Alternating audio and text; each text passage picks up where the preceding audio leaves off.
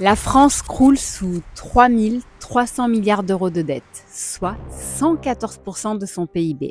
L'Italie, 2 800 milliards, soit 140% de son PIB. L'Allemagne, avec 2 600 milliards, soit 68% de son PIB, gère un petit peu mieux ses comptes. Mais voilà, Bruno Le Maire relance une idée explosive de mutualiser toutes ses dettes. Et devine quoi? Pour rembourser ce joyeux bazar, tu risques de bien voir débarquer de nouveaux impôts européens qui vont alourdir ton portefeuille et à renforcer encore davantage le pouvoir de Bruxelles sur ta vie quotidienne. Sympa, non? Bref. Aujourd'hui, je t'explique ce que les médias te cachent à propos de cette idée aberrante. Et je vais t'expliquer également aussi comment protéger ton argent, ton futur et ta liberté.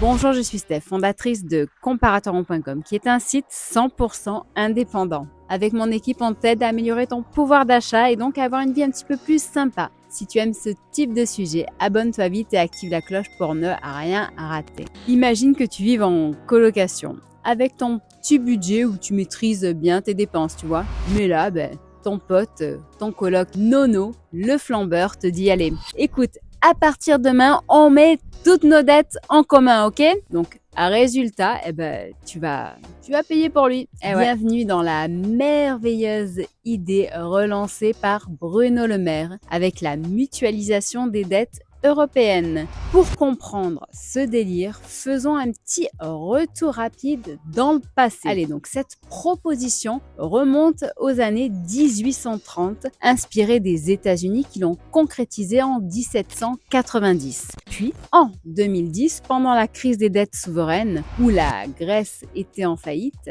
l'Espagne vacillait et l'Italie tremblait également. L'Europe en a donc reparlé. Puis, en 2021, les écarts des taux d'intérêt entre les pays européens étaient plutôt faibles. Donc, Ursula von der Leyen et ses acolytes relançaient l'idée. Et aujourd'hui vient le tour de notre ex-premier ministre, qui n'est aujourd'hui qu'un simple conseiller spécial d'une entreprise de semi-conducteurs qui s'appelle ASML. Donc, si pour le moment, ils n'ont pas encore réussi à concrétiser cette idée, qui rime également avec harmonisation fiscale, unification de l'épargne, accélération du déploiement de l'euro numérique et création d'un directoire fédéral, c'est-à-dire une Europe fédérale dirigée par un président.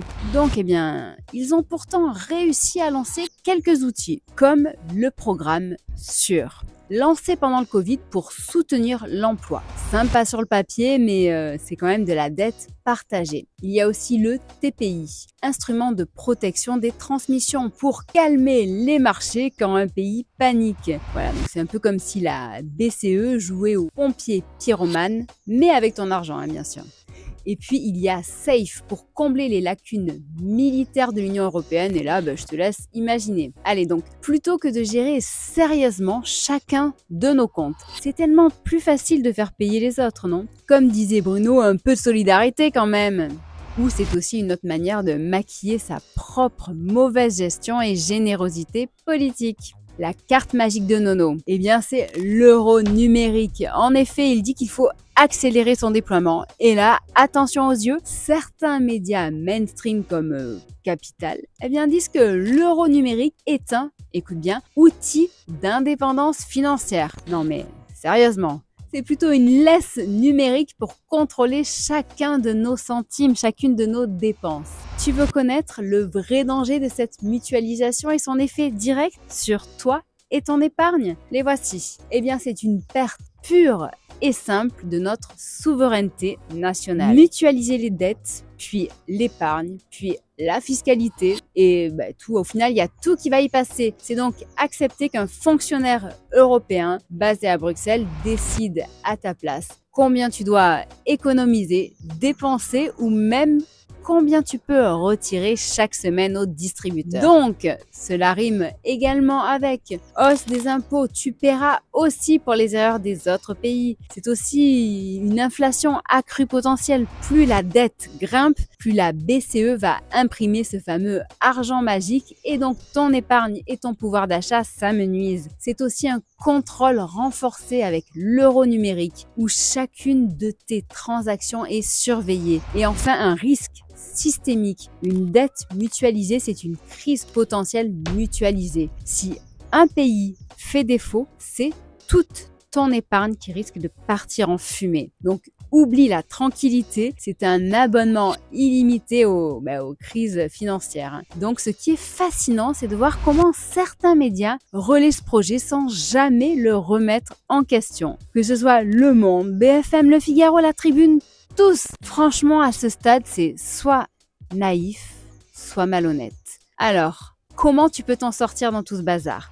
Voici 4 étapes qui sont toutes essentielles et que je te recommande de suivre. Donc, tout d'abord, diversifie ton épargne. C'est la règle d'or, surtout en période d'incertitude comme celle que nous traversons. Conserver tout son argent sur un livret A ou sur un seul compte bancaire est bien trop dangereux. Diversifier son patrimoine permet de lutter contre l'inflation et d'éviter de devenir une cible pour les changements de politique et les interventions gouvernementales. Plutôt que de laisser ton argent dormir, pense à le faire fructifier.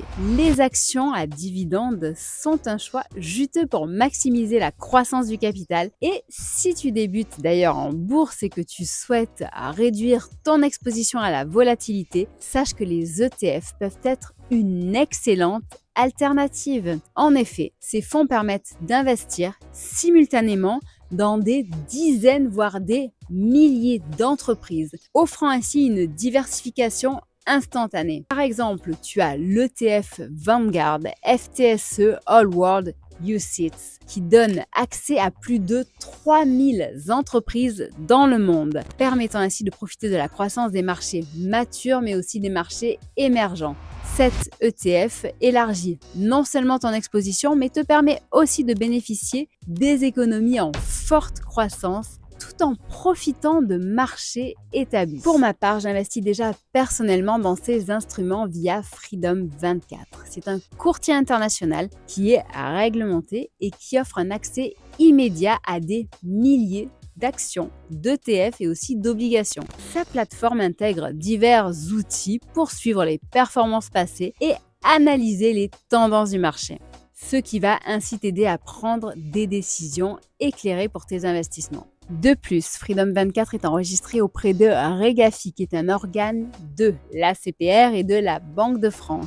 Les achats sont stockés en toute sécurité auprès de dépositaires, garantissant ainsi la pleine propriété de tes investissements. Si tu souhaites te lancer, Freedom 24 offre en plus actuellement 20 actions gratuites pour les nouveaux comptes financés avant le 30 avril. Chaque action étant d'une valeur comprise entre 3 et 800 $. Tu trouveras le lien à ce sujet en descriptif ou en commentaire épinglé si jamais cela t'intéresse. Donc, voici maintenant les 3 autres actions essentielles à ta nouvelle vie. Te former et t'informer autrement. Cherche l'information ailleurs. Creuse les sujets. Ne prends pas tout pour argent comptant. Ensuite, il faudra aussi que tu penses à ouvrir ton esprit. Comprendre que malheureusement, les médias et les politiques ne sont pas toujours nos potes. Et que de leur côté, ils ont leurs propres agendas et que ton bien-être et ton bonheur ne sont pas leur priorité. Travaille également ton libre arbitre. Apprends à penser par toi-même. Évite les pièges du conformisme ambiant. Dans ces 4 étapes que je viens de te citer, quelles sont celles que tu pratiques déjà? Qu'est-ce qui te semble aussi impossible à mettre en place aujourd'hui ou qu'est-ce qui te semble faux peut-être? Dis-le-moi vraiment, ça m'intéresse. La mutualisation de la dette, c'est comme organiser une fête où chacun apporte ce qu'il veut, mais au final, tout le monde paie la facture du mec qui s'est éclaté tout seul à vider la cave et qui, lui, n'a rien amené. Bruno Le Maire adore cette idée. Mais toi, t'en penses quoi? À toi de décider si tu préfères sauver ton épargne ou financer les pizzas des autres. Pense bien que cette vidéo n'est pas un conseil en investissement et je t'invite toujours à faire tes propres recherches avant d'agir. Si tu veux investir en bourse, sache que les investissements en titres et autres instruments financiers comportent toujours un risque de perte en capital.